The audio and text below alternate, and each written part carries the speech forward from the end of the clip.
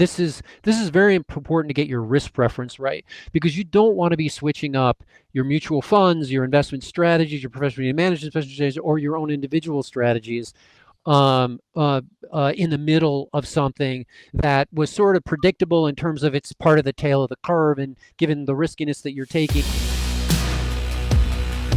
So how are you practicing and helping your clients and the investors that you serve practice the certainty of conviction for long-term patience when it comes to investing?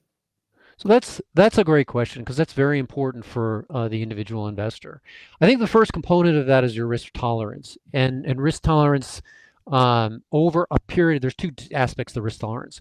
What is your risk tolerance over a period of time, and to the degree of which you can suffer loss? Right. This is very important to get your risk preference right, because you don't want to be switching up your mutual funds, your investment strategies, your professional management strategies, or your own individual strategies in the middle of something that was sort of predictable in terms of it's part of the tail of the curve, and given the riskiness that you're taking, you're in that left-hand tail, that loss tail. You don't want to be switching up your strategy then, because you're probably selling at the wrong time or buying at the wrong time, right?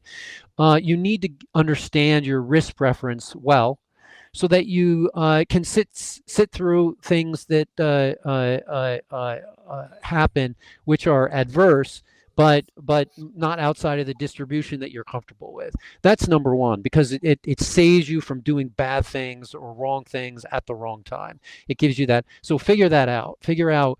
And people have different time frames for different buckets of money. For example, if you're saving for a house, you need to be largely in cash or cash-like instruments if you're going to buy that house over the next 2, 3, 4, 5 years, right? Because markets can be in very different places over short time periods, and you're going to need that cash to buy that house.